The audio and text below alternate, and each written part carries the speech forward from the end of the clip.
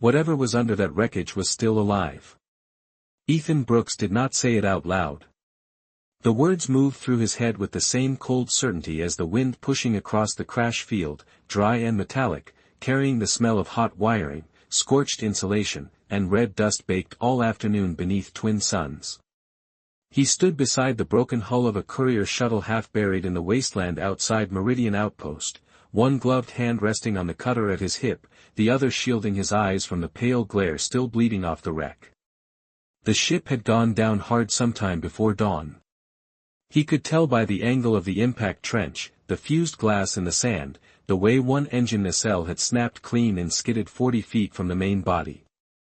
Most scavengers would have smiled at that.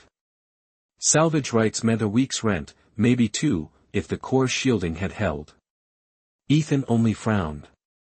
Crashes never stayed simple on worlds like this.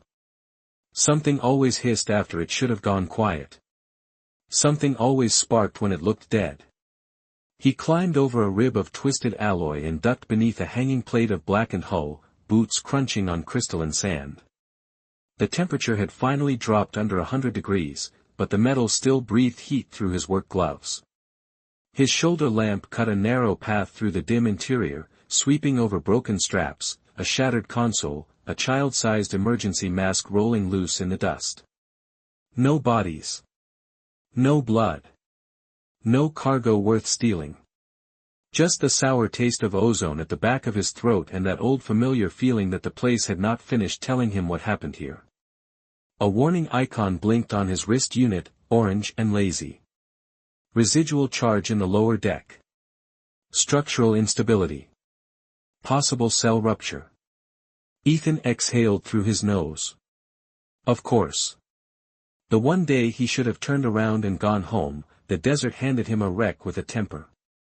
He crouched beside a collapsed support beam and reached into the gap with a fiber optic probe.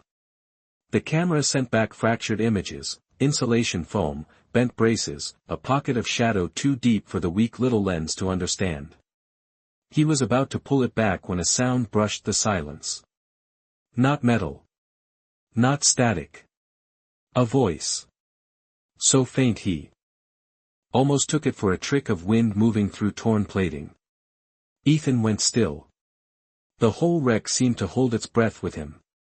Then it came again, a whisper dragged over dry air and pain and fear, soft enough to vanish if he shifted the wrong way. Please, don't leave me here. He stared into the darkness beneath the beam.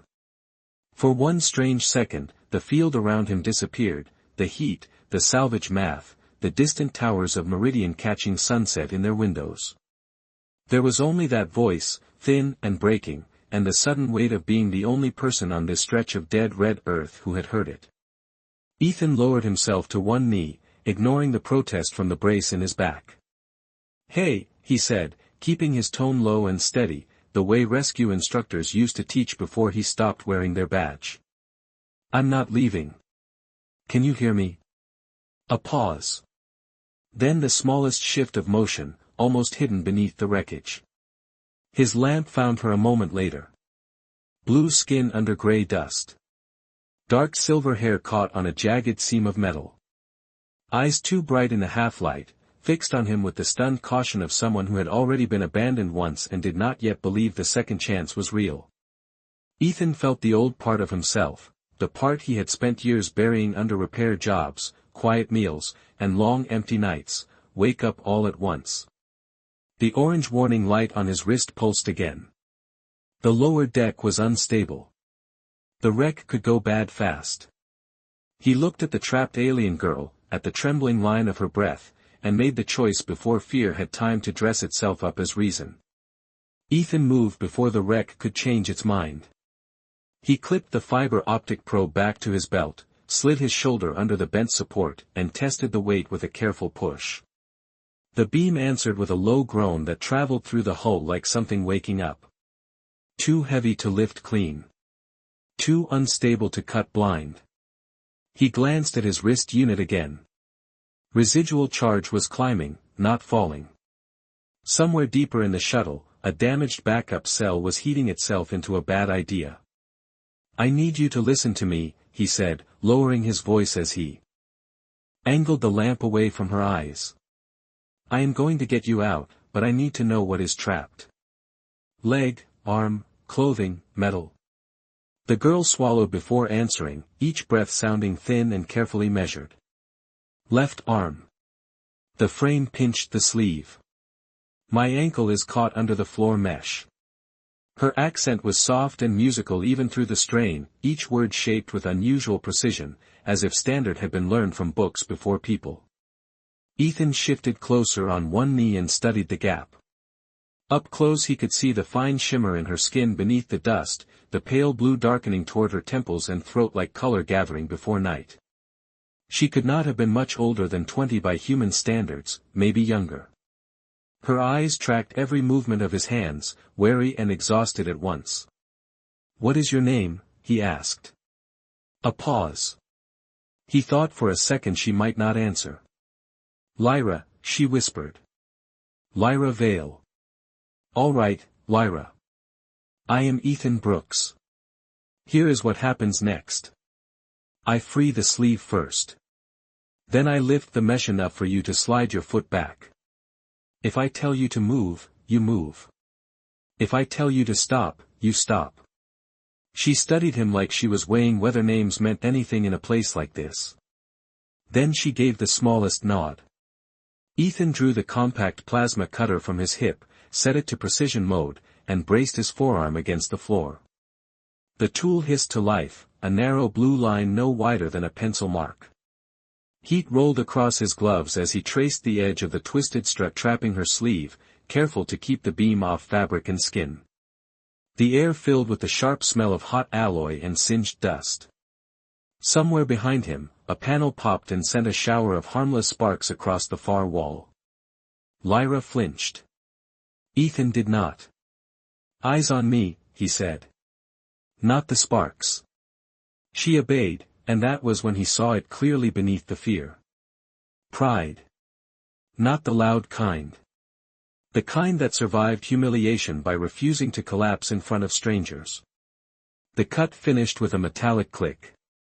He shut off the tool and reached into the gap. Can you pull your arm free? She tried, her mouth tightening, then nodded. Again when the fabric finally slipped loose. Good. One more. He wedged a pry bar under the floor mesh and leaned his weight into it. The metal resisted, then lifted 2 inches with a grinding cry that made his wrist unit chirp a fresh warning. 40 seconds to possible cell breach. Ethan ignored it. Now, Lyra. She dragged her foot back with a sharp intake of breath, and the instant it cleared, Ethan let go of the bar, slid both arms into the pocket of space, and eased her toward him as the deck shuddered under their knees. She was lighter than he expected, all trembling breath and cold despite the heat still trapped in the wreck.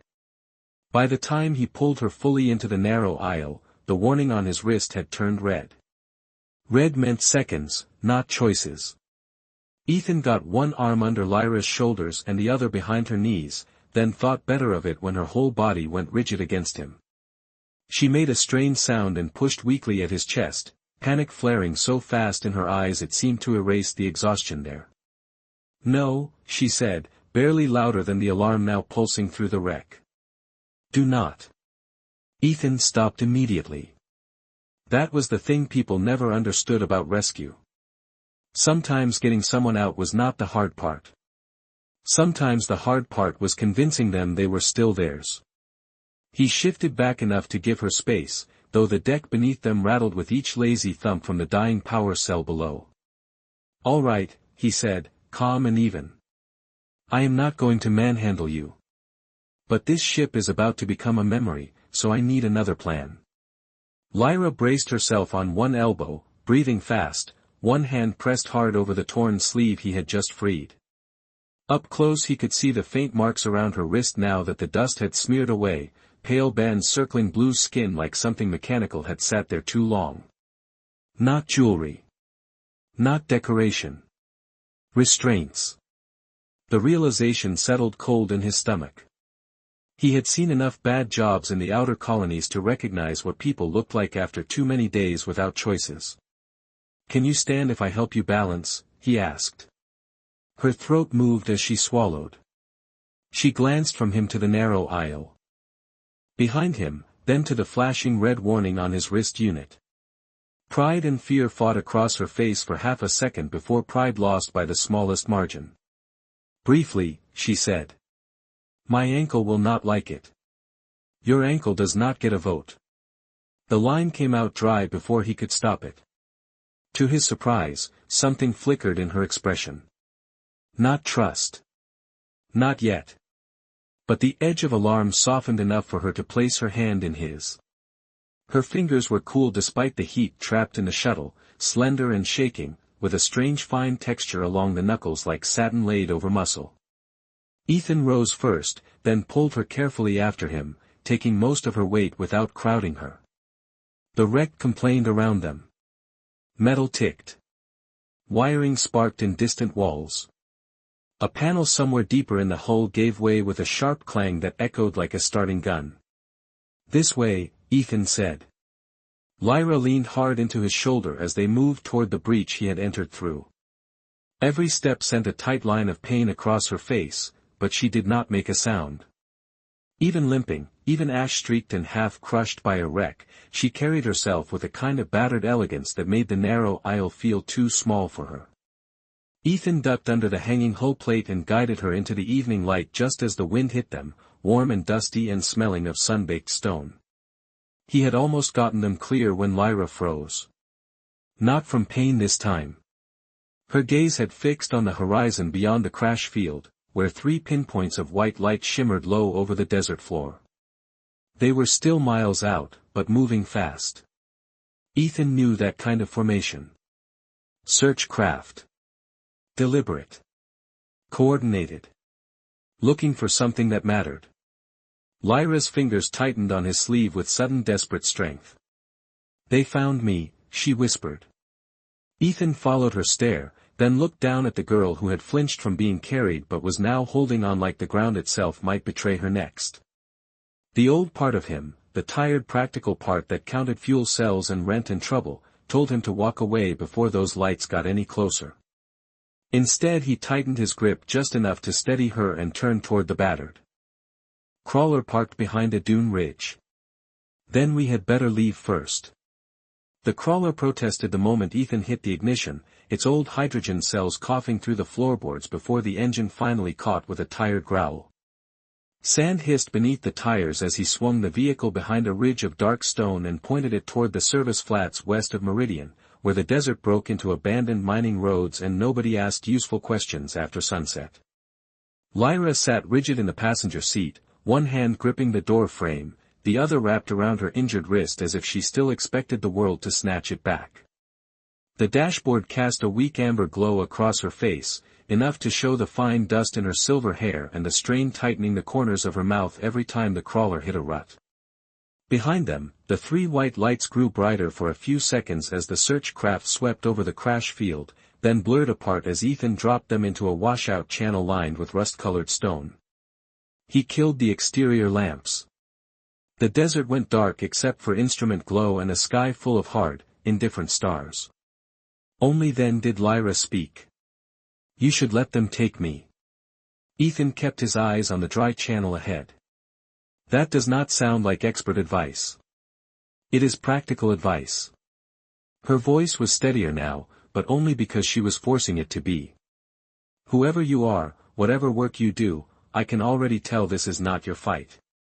Ethan let out a quiet breath through his nose. He had heard some version of that sentence before, in different voices, on different nights, always right before somebody decided they were not worth the trouble of being saved. I haul salvage, repair engines, and mind my own business when the universe lets me, he said. Today it did not. Lyra turned toward him, suspicion sharpening her features again. Why? It was a fair question. Too fair. Ethan took the next bend slowly, feeling the crawler lean as loose gravel rolled under the tires. Because you asked me not to leave you there. She looked at him for a long moment as if she had expected a more complicated answer and did not know what to do with a simple one. The silence stretched between them, filled by engine vibration, rattling tools in the rear compartment, and the low hum of the cabin fan fighting the desert heat still trapped in the metal.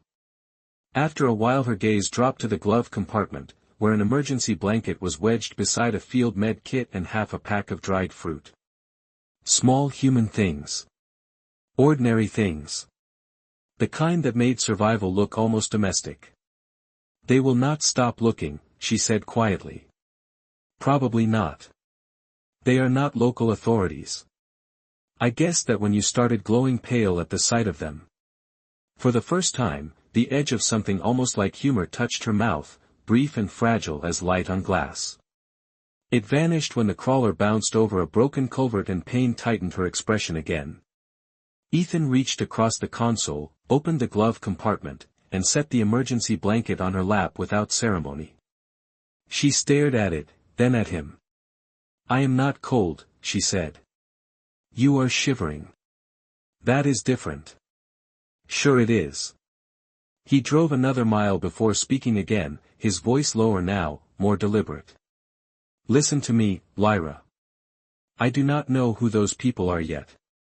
I do not know why they want you. I do not know what happened before I found you, and you do not owe me those answers tonight. But there is one rule if you stay under my roof."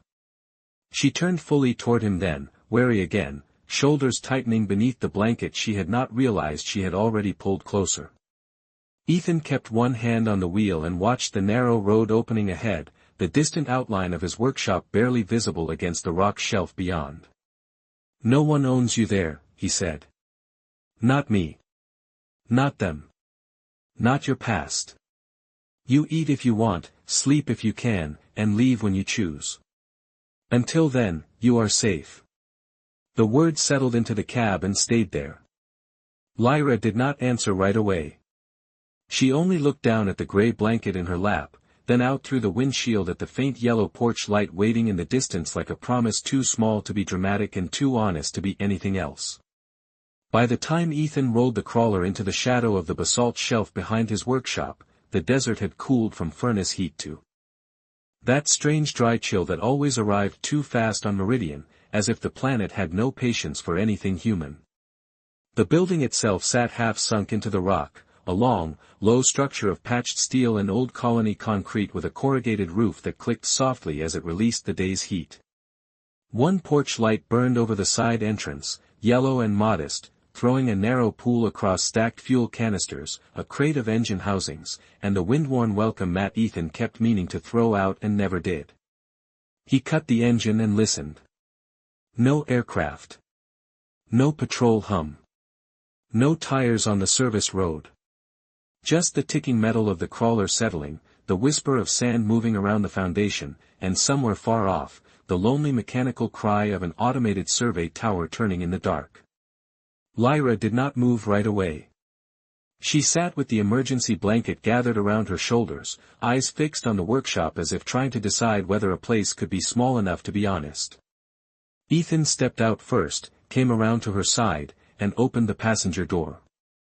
"Can you make it 20 feet?" he asked. She looked down at her ankle, then at the doorway. "I can make it farther than that if pride is required. Pride is optional. Stubbornness helps." The faintest breath of something not quite a laugh touched her expression before she took his offered hand and eased herself down. She swayed the moment her weight settled, and Ethan moved closer without crowding her, giving her an arm instead of lifting her outright. This time she accepted it. Together they crossed the hard-packed dirt to the side entrance, their shadows sliding over the wall in uneven rhythm. Inside, the workshop smelled like machine oil, clean metal, dust filters, and the coffee Ethan had forgotten to dump sometime that morning. The main bay stretched wide beneath exposed beams, lit by suspended work lamps and the dim green pulse of diagnostic panels sleeping along one wall. His tools were where he always left them, sorted with the kind of quiet order people built when they lived alone too long. Beyond the bay, a narrow hall led to a washroom, a tiny galley, and the back room he used as a living space when jobs ran late, which was most nights. He guided Lyra there. And watched her take it in, the wool throw folded over the old couch, the shelf of repair manuals and actual paper books, the portable heater, the dented kettle, the clean sink. Her gaze lingered on the ordinary things longest, as if they were harder to understand than all the machines. Ethan pulled a med chair away from the workbench and set it near the table. Sit. I am going to look at that ankle and the wrist. She lowered herself into the chair carefully, movements precise even through fatigue. You say that as if I have agreed. He opened the field kit and laid out disinfectant, wraps, a scanner pad, and a thermal patch. You are under my roof now. I reserve the right to be annoyingly useful. She watched him for a moment, then slowly extended her arm. Up close under clean light, the marks around her wrist looked worse than they had in the crawler, not gruesome, just undeniable. Pressure lines. Abrasion. Skin that had been asked to tolerate too much for too long. Ethan said nothing about it. He only ran the scanner over the joint, checked the readout, and reached for the disinfectant. Lyra stiffened at the first touch, then stopped herself, shoulders held tight as wire. You can tell me to stop, he said quietly. I know. Her answer came just as quietly, and that was what made him look at her. Not the fear. The fact that she needed to say she still knew she had the choice. Ethan nodded once and kept working, slow and deliberate, explaining each step before he took it. When he wrapped her wrist, he used the lightest tension the support would allow. When he moved to her ankle, he braced it with both care and distance, setting a cooling patch around the swelling and waiting until her breathing evened before securing the support strap. By the time he finished, the room had gone very still. The kind of stillness that felt earned. Ethan rose, crossed to the galley, and put water on to heat. Behind him he heard the soft rustle of the blanket as Lyra settled back in the chair. No alarms. No engines overhead. No pounding at the door. For the first time since he had heard her voice beneath the wreckage, the night seemed willing to pretend they had made it in time. The kettle began to hum softly on the galley burner, adding a thread of domestic sound to the quiet that settled over the back room. Ethan moved through the small space with the easy economy of habit, pulling a dented tin from the shelf, measuring tea leaves into 2 mugs that did not match, then opening the old storage fridge to see what the day had left him. Not much. Half a loaf of dense colony bread, a container of lentil stew, 2 protein packs, and a bruised orange imported from Earth at a price he had no business paying. He looked back toward Lyra. She sat in the med chair with the blanket around her shoulders, one hand resting lightly on the fresh wrap at her wrist, eyes following him with a caution that had not faded but no longer flashed like an alarm at every movement. I have bad news, Ethan said. My hospitality peaks at tea and reheated stew. Lyra's gaze shifted to the fridge, then back to him. That is meant to comfort me. It is meant to lower expectations before the first sip. For a moment she simply stared. Then, to his quiet surprise, a small curve touched one corner of her mouth. It changed her face in a way the dust and strain had hidden before, not making her softer exactly, but younger. Less like someone carved from survival and more like someone who had once expected gentleness from the universe and had not entirely forgotten how it felt. Ethan handed her one of the mugs once the water had steeped, careful to let her take it on her own. She held it near her face first, drawing in the steam. Spice root, she said. And orange peel. You know tea. I know heat when it is being offered kindly. The line landed somewhere under Ethan's ribs harder than it should have. He turned back to the stove before his face could show it and spooned the stew into a pan to warm. Behind him, Lyra remained quiet, but it was a different kind of silence now. Not the shut-door silence of fear. The listening kind. The kind people used when they were deciding whether a room had teeth. The workshop heater clicked on with a soft metallic thump. Warm air drifted through the vent above the door, and Ethan noticed Lyra glance up toward it, then toward the wall-mounted climate panel. Too warm, he asked. She hesitated. Your species prefers dry heat held close to the skin. Mine does better with ambient warmth and moving air. Ethan walked to the panel and lowered the radiant setting, then turned on the ceiling circulation fan. The blades began to spin with a low steady whisper, stirring the room just enough to lift a strand of silver hair from Lyra's cheek. Her eyes widened a fraction. "You changed it," she said. "It is my thermostat. I am very authoritative with it." That earned him another brief ghost of a smile. He set the stew on the table with slices of bread and, after a moment's thought, placed the orange beside Lyra's mug. "For color," he said when he caught her looking at it. "Your kitchen is very practical," she replied. It needed a miracle. They ate in the quiet that follows long fear, when even small comforts arrive oversized. Lyra held the spoon carefully in her wrapped hand, movements measured but no longer trembling. Ethan pretended not to notice the way she glanced at the windows every few minutes, checking the dark beyond them for motion, for lights, for proof that safety was only a pause. Instead he crossed to the shelf near the couch and picked up a rectangular piece of polished glass no bigger than his hand. It was an old inspection mirror he kept for engine work, one edge cracked, the frame worn smooth by years of use. He cleaned it with the corner of a towel and set it gently beside her bowl. Lyra looked at the mirror, then at him, confusion flickering across her features. "Your hair has half the desert in it," Ethan said. "I figured you might want the chance to see yourself before my workshop tries to claim the rest." She stared at the glass for a long second without touching it. Then, very slowly, she picked it up. The room went still again. Ethan busied himself with the pan on the stove, giving her privacy by pretending not to watch, but he saw the change anyway in the reflection of the dark window, the way her fingers tightened on the frame, the way her breathing caught and then eased, as if something small but important had just been returned to her and she did not yet know how to hold it without breaking. Night settled fully over the workshop in layers of sound so small they almost counted as silence, the ceiling fan turning in a slow steady circle, the heater cycling down, the faint tick of cooling metal somewhere out in the main bay. Lyra still held the mirror in both hands, studying her reflection as if it belonged to someone she had once known well and had not expected to meet again. Ethan did not interrupt. He rinsed the bowls, dried them with a clean towel, and set them upside down beside the sink with the absent care of a man who had learned long ago that order could make loneliness feel less loud. When he turned back, Lyra had lowered the mirror to her lap. Some of the dust was gone from her face where she had used the edge of the blanket to wipe it away. Without the red grit and wreckage shadow, the blue of her skin looked deeper, calmer, almost luminous under the warm kitchen light. "Thank you," she said.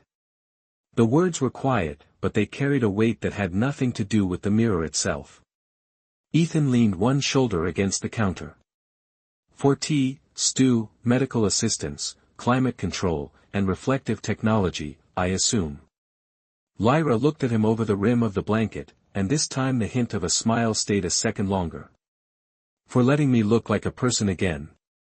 He had no clever answer to that. So he did what decent people did when something true entered a room. He nodded and let it stay true.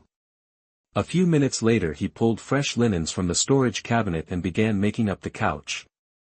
Lyra watched him tuck the corners of the blanket with the practical concentration of a man performing a task he had done exactly never but intended to do well anyway. "You do not have a guest room," she observed. "I have a workshop with opinions," Ethan said. "This is the part where it pretends to be a home." "And where do you sleep?" "There." He pointed toward the narrow alcove off the back wall where a small fold-down bunk sat above stacked supply drawers. "Luxury accommodations if you enjoy the smell of machine oil and old paper." Her gaze moved from the couch to the bunk and back again. "I could take the smaller space." "You could," Ethan said. "But your ankle disagrees, and I trust its judgment less than mine." Lyra looked down at her wrapped leg, then toward the dark window above the sink. Beyond the glass the desert was only black stone, drifting sand, and stars. No searchlights. No engines. Yet her shoulders tightened as if memory itself had learned how to knock. "They will not come to the front door," she said after a while. "People like that do not announce themselves." Ethan straightened from the couch and studied her more closely. You say that like experience, not imagination. She went very still. One hand moved unconsciously to the base of her throat, just below the collarbone, where a faint line shimmered under the skin for half a second before vanishing in the warm light. Not a scar. Not natural either. Some kind of embedded interface. Ethan had seen military tech, mining implants, medical ports. This was none of those. Lyra seemed to realize he had noticed. Her hand dropped at once. I should have told you sooner, she said. The softness had gone from her voice, replaced by something measured and careful, like stepping onto uncertain ice. The people looking for me are not trying to bring me home. They are trying to recover something. Ethan did not move away from the couch.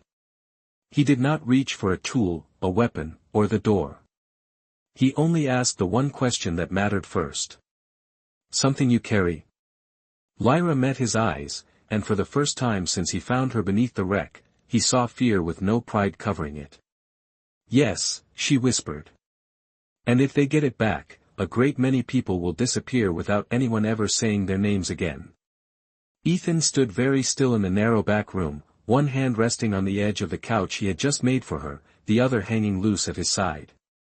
Outside, wind moved sand against the workshop wall with a dry whisper like paper dragged slowly over stone. Inside, the ceiling fan turned above them, pushing warm air in soft circles that did nothing to ease the sudden cold settling under his ribs. He had spent enough years around bad systems to recognize the shape of one even before the details arrived. Somebody had hidden something inside a frightened girl. And sent professionals to retrieve it. That was never the beginning of a story. Only the middle of a rotten one. All right, he said at last, keeping his voice level. Start with what you can tell me without hurting yourself.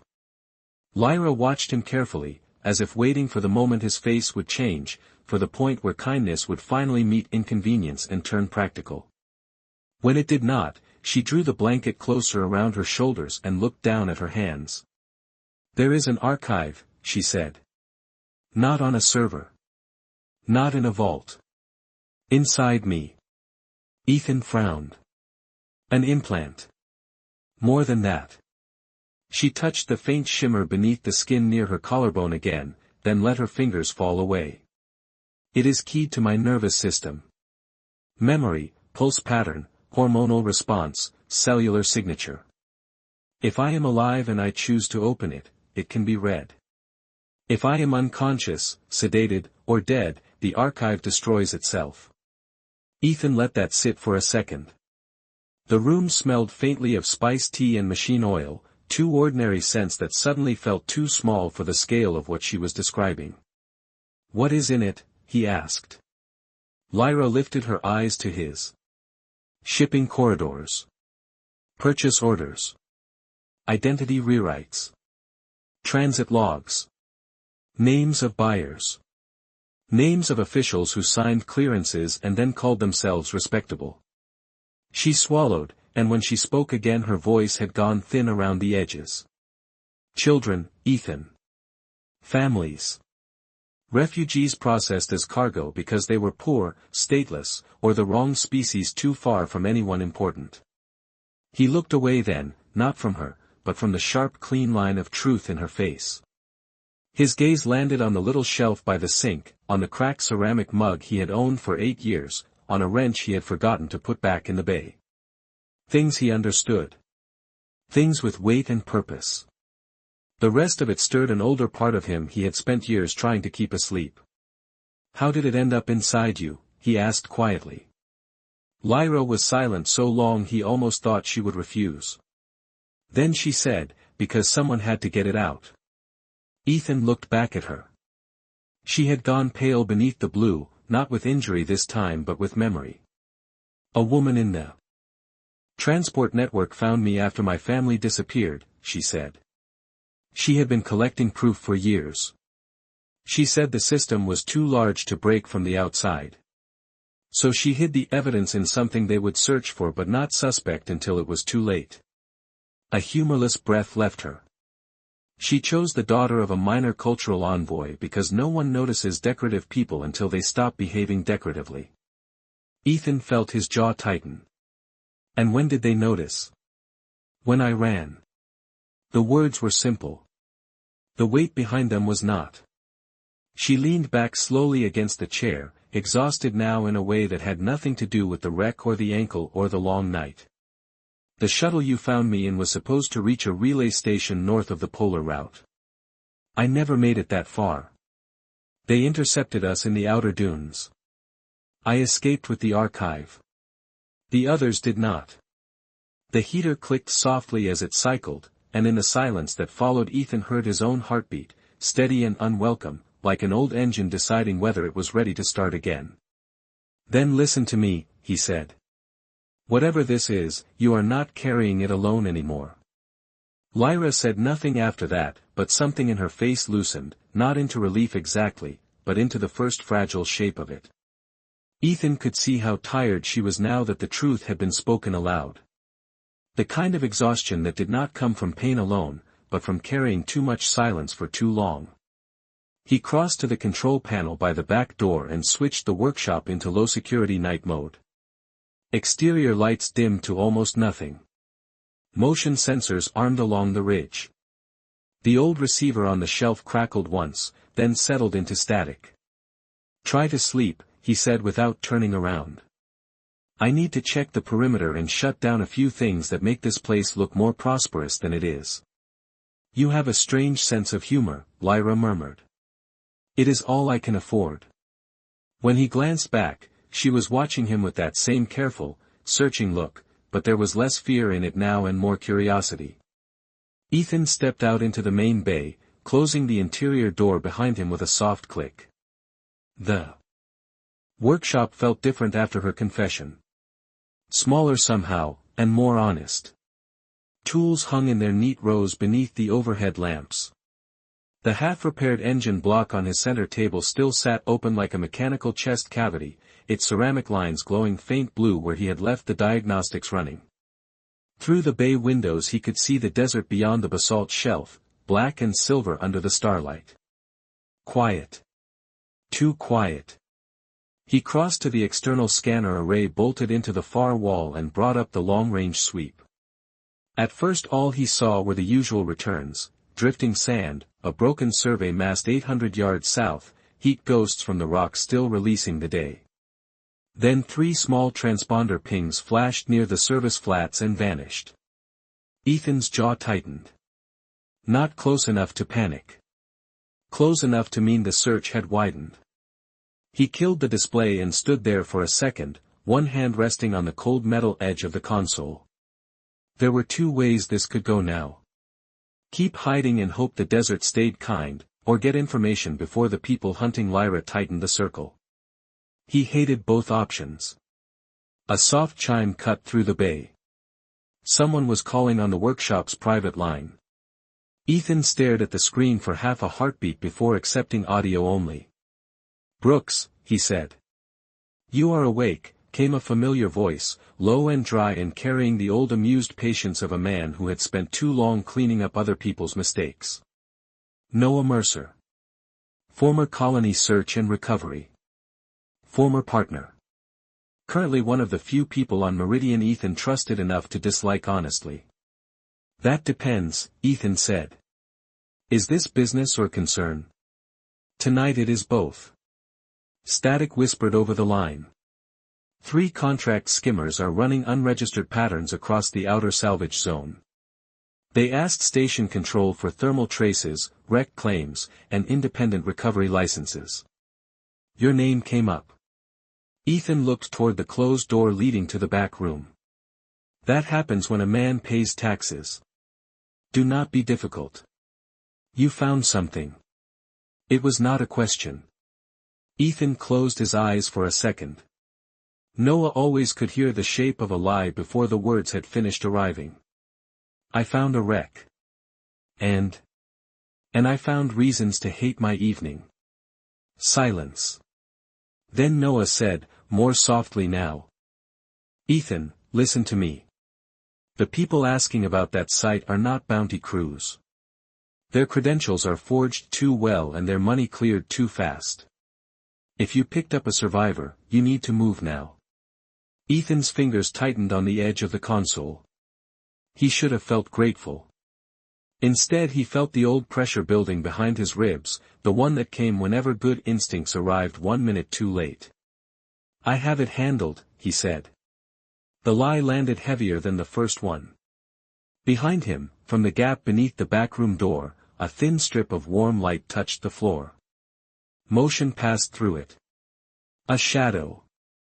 Lyra was awake, and if she had heard Noah's voice and Ethan's answer, then whatever small bridge had begun to form between them was suddenly standing in a storm.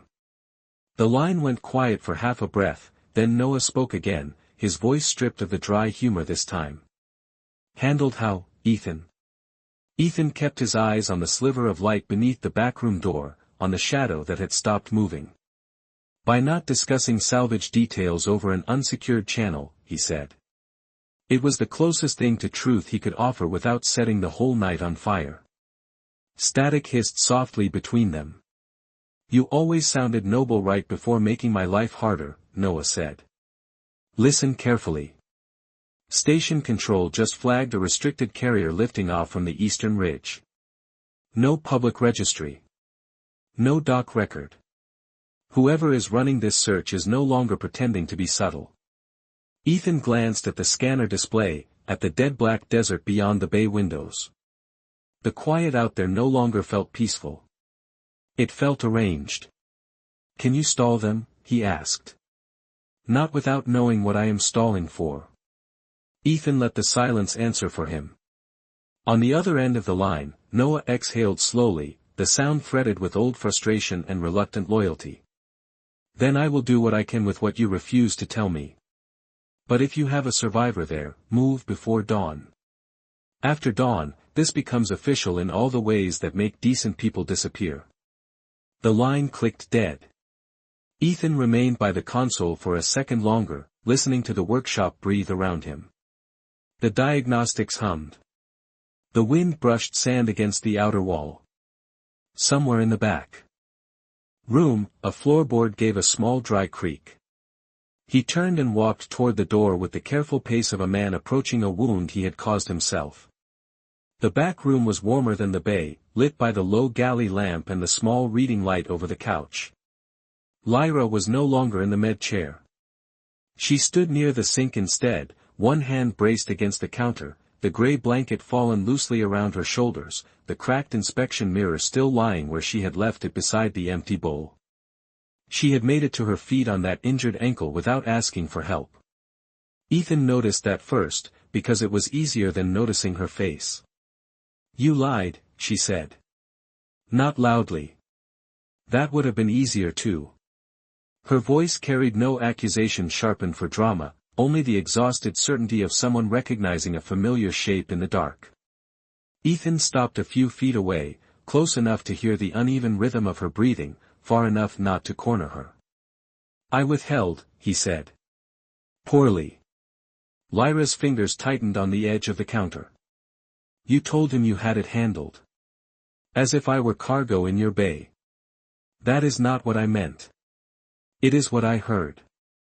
The words landed cleanly between them.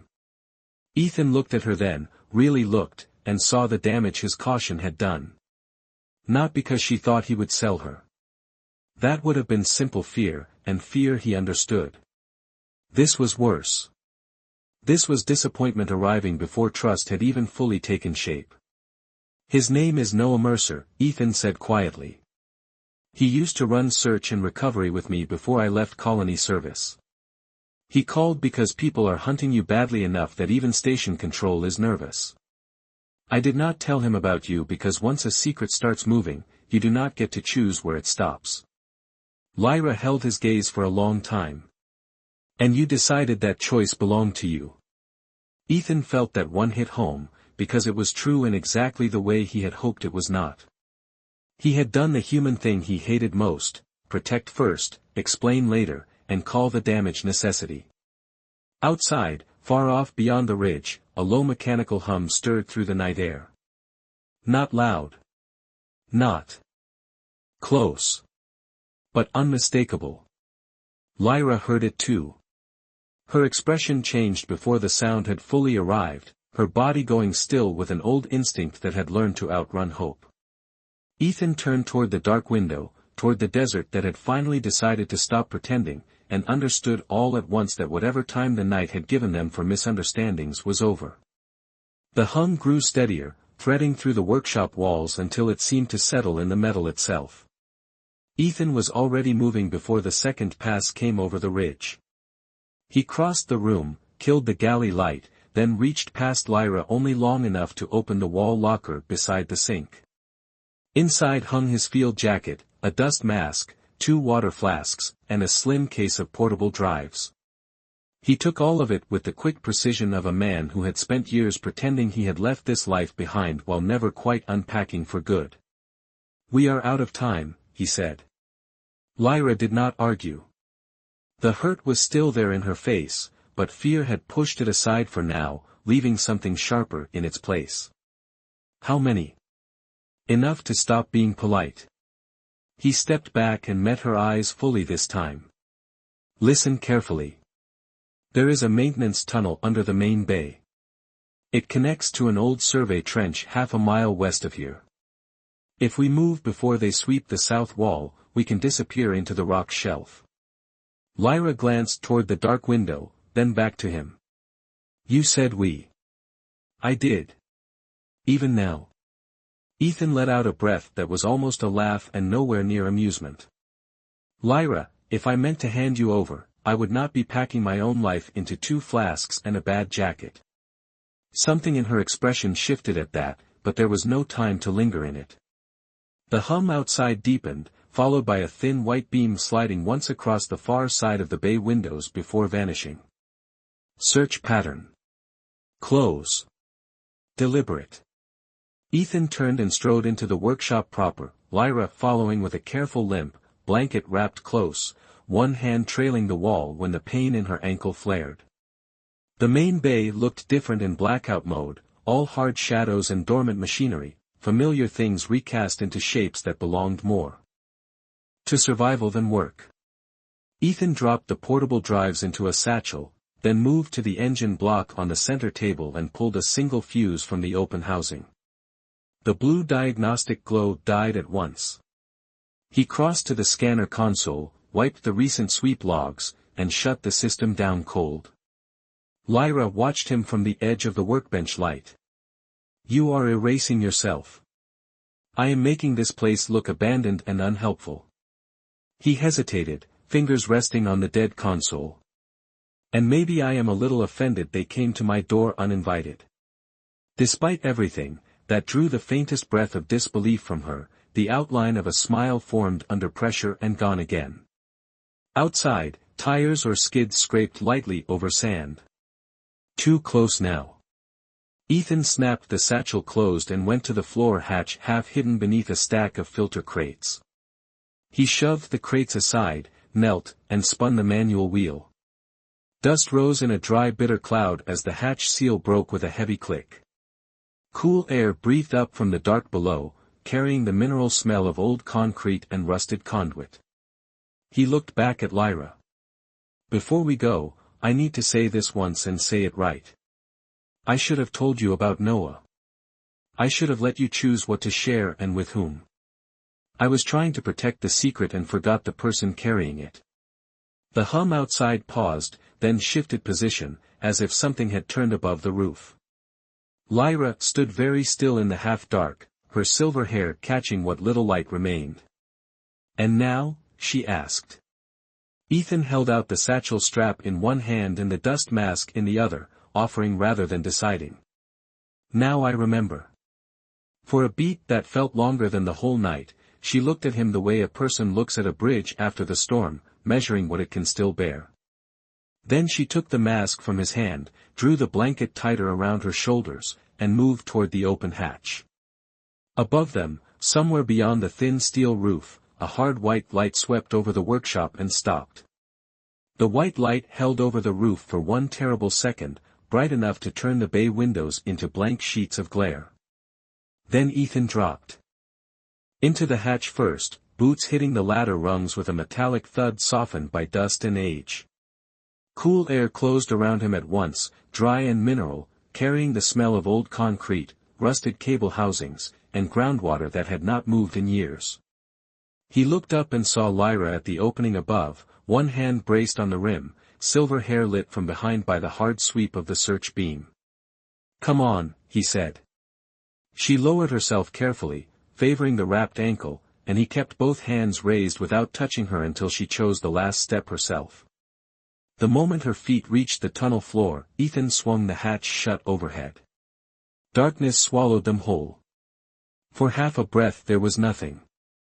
Then his wrist lamp clicked on, throwing a narrow cone down the passage, old service walls poured in colony concrete, pipes sweating faint condensation, a rail line long since stripped of its cart. Dust floated like pale smoke in the beam. Above them, muffled through steel and rock, came the distant vibration of engines settling over the workshop. Lyra stood close to the wall, breathing hard through the mask, one palm pressed to the wrapped support at her ankle. Ethan handed her the satchel strap. "Can you walk?" She nodded once. "Can you stop asking questions I do not have the luxury to answer honestly?" "That is the most reassuring thing you have said all night." He started down the tunnel, keeping the lamp low. Their footsteps echoed softly in the confined space, his steady, hers uneven but determined. 50 yards in, the passage split. One branch sloped west toward the survey trench. The other dropped deeper beneath the ridge where old utility maps showed a communications relay that had not been on any active grid in 15 years. Ethan slowed. The safe choice was west. Hide in the rock shelf until dawn, pray the desert swallowed their tracks, keep moving. The other choice was madness. "Ethan," Lyra said quietly behind him. "Why did you stop?" He turned, lamp catching the pale blue of her face above the mask, the exhaustion in her eyes, and something else now too. Trust, but not blind. Chosen. That made it heavier. "Because running gets us one more night," he said. "Maybe two. But if those people can forge station records and fly unregistered carriers, they will. Keep reaching. There is an old relay deeper in. If it still has emergency power, we might be able to boost a transmission off local channels." Lyra went very still. "The archive." "Yes. If I open it, there is no taking it back." "I know." She searched his face in the weak light, as if checking one last time for ambition, curiosity, or the kind of human hunger that turned other people's pain into leverage. Whatever she found there made her shoulders lower by a fraction. "The archive does not unlock with codes," she said. "It unlocks with consent. Mine, fully given. The woman who hid it in me wanted that much dignity preserved." Ethan swallowed against the sudden tightness in his throat. Even now, even carrying evidence that could tear powerful people from their pedestals, the core of the whole thing came down to the same truth he had almost forgotten in the workshop above. Choice. He inclined his head toward the deeper tunnel. "Then we do this your way." They moved again, slower now, the passage narrowing as it descended. At the far end, beyond a corroded maintenance door hanging crooked on one hinge, a faint amber light glowed through the dark. Emergency power. Still alive.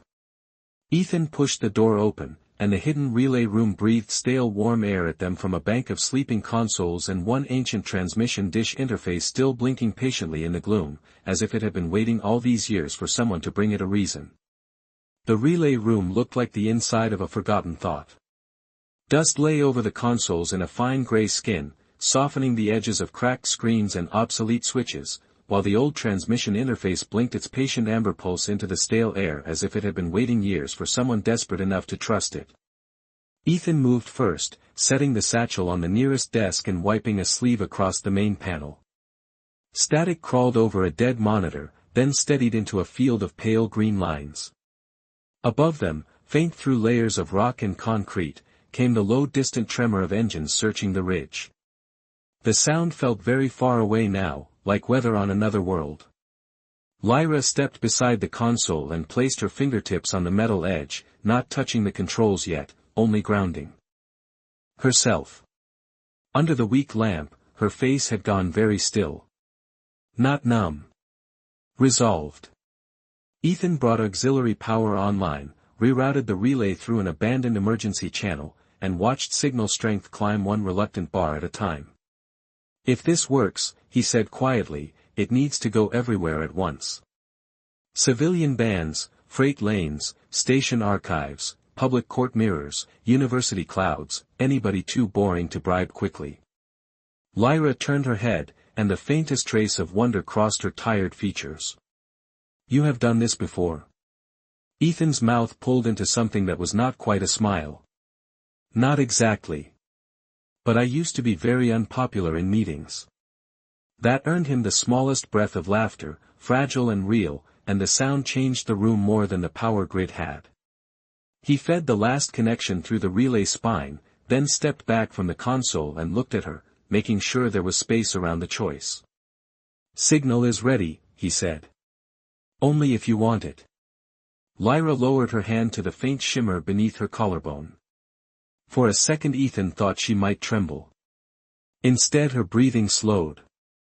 The fear did not leave her face, but it made room for something larger. Dignity. Grief. The memory of people who had not made it to this room. When she spoke, her voice was almost a whisper, yet it filled the relay chamber more completely than the machinery. They erased names, she said. They turned lives into inventory and called it procedure. I will not let silence help them anymore. Then she closed her eyes and pressed 2 fingers to the luminous line beneath her skin. The room answered at once. Light flowed across her throat in a thin blue curve, then spread outward in delicate branching patterns beneath the surface like starlight caught in ice. The transmission console woke with a sharp clean chime. Strings of encoded data spilled over the monitor faster than Ethan could track, cascading in wave after wave, file stacks, route maps, clearance seals, biometric locks, ledger fragments, hidden contracts, all of it pouring into the waiting channels. He did not look at the contents first. He looked at Lyra. She had one hand braced on the console, the other still at her collarbone, eyes open now and shining not with panic but with the strain of finally laying a burden down. Ethan reached out on instinct, then stopped halfway, giving her the chance to refuse. Lyra turned her hand and placed it in his without looking away from the screen. That was all. No grand declaration. Just contact freely chosen in a room built for signals and ghosts. The relay dish somewhere above them shifted on its ancient mount with a deep mechanical groan, found the open sky, and sent the archive outward. On the monitor, confirmation lights began appearing one after another as distant systems received the data and mirrored it beyond easy erasure. Freight net acknowledged. Public records acknowledged. Colonial oversight acknowledged. Academic free cloud acknowledged.